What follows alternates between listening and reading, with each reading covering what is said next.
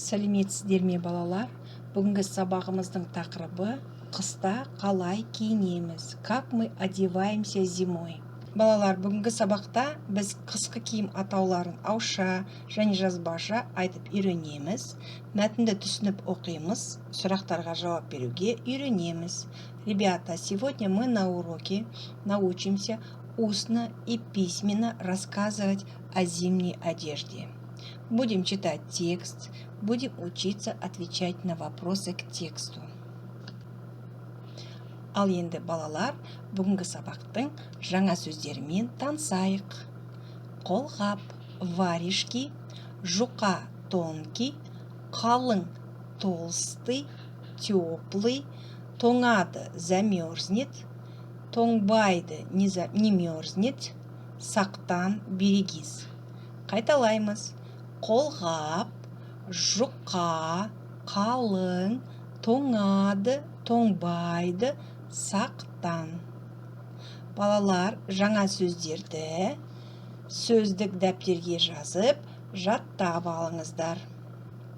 Ал енді, балалар, қысқы киім атауларын еске түсірейік. Ребята, давайте вспомним название зимней одежды. Но для этого нам нужно ответить на вопросы. Мынау не? Мынау не? Иә, мынау қолғап. Мынау не? Мынау мойын орағыш. Мынау не? Мынау бас киім. Мынау не? Иә, мынау тон. Мынау не, балалар? Мынау етік. Мынау не? Иә, мынау бәтеңке. Мынау не? Иә, бұл күртеше. Жақсы, балалар, сендер де осылай жауап береді деп ойлаймын. Я думаю, вы тоже точно так же будете отвечать на этот вопрос. Жақсы, балалар, келесі тапсырмаға көшейік.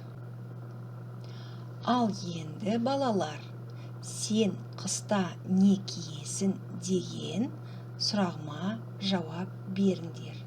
А теперь, ребята, попробуйте ответить на мой вопрос. Что ты одеваешь зимой? Чтобы правильно ответить на этот вопрос, мы находим вопросительное слово «не».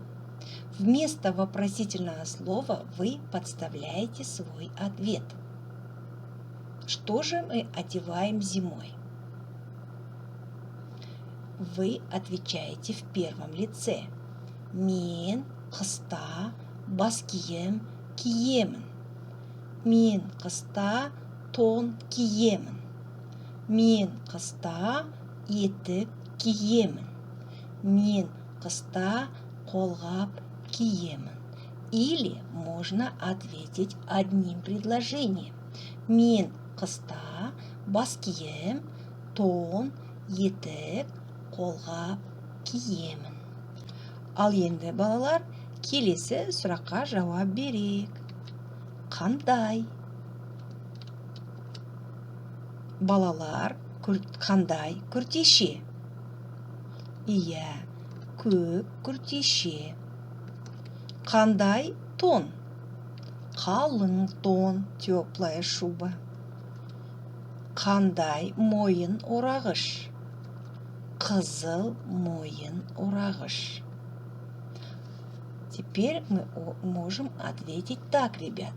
Мен қыста қалың тон киемін. Я зимой одеваю теплую шубу. Жақсы, балалар. Келесі тапсырма. Тыңда, қайтала, оқы. Қыста Анель мен Анна далада ойнайды. Зимой Анель и Анна играют на улице. Күн суық, день холодный. Анель тоңбайды, Анель не мерзнет. Оның күртешесі қалың. Ее куртка теплая. Анна тоңады. Оның күртешесі жұқа. Ее куртка тонкая. Бас киімі жоқ. Нет шапки. Анна, қалың күртеше ки. Аня, надень теплую куртку. Бас киім ки. Одень шапку. Қыста жылы киін. Зимой одевайся тепло. Аурудан сақтан. Берегись от болезней. Жақсы балалар, енді өздерің бір мәрте мәтінді оқыңдар. Еще раз внимательно прочитайте текст. А теперь давайте ответим на вопросы. Далада кімдер ойнап жүр? Кімдер? Далада Анель мен Анна ойнап жүр. Күн қандай? Какая погода, ребята? Күн суық. Кім тоңады?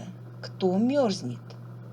Оның күртешесі қандай? Какая у нее куртка?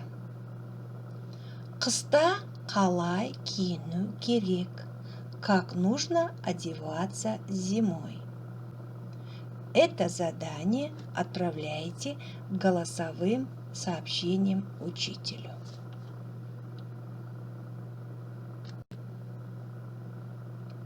Ал енді балалар, қыста не киеміз деген сұраққа жауап беріп көрейік.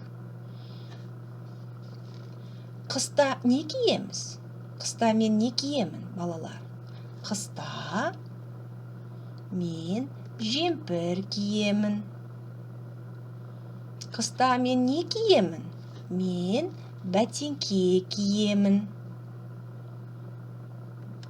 Мен тон киемін.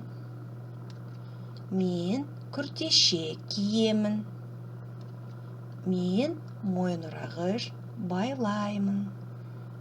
Балалар, енді сендер өздерің осылай қазақша айта аласыңдар. Ребята, я надеюсь, что вы точно так же можете сказать на казахском языке. Жақсы балалар. Ал енді балалар, қыста қандай киім киеміз, соны жазбаша жазып үйренеміз. Ребята, давайте попробуем написать, что мы одеваем зимой. И как мы одеваемся. Сөйлемдерді толықтырып жаз. Дополни предложение. Қыста киінеміз. Вместо пропущенных слов подставляйте слова. Қыста киінеміз. Зимой одеваемся. Как? Басқа не киеміз. Что мы одеваем на голову? Қолға не киеміз. Аяққа не киеміз. Қол, рука, аяқ, нога. Жақсы балалар. Хорошо, ребята, это задание выполняйте в тетради. Сабақ аяқталды. Сау болыңыздар.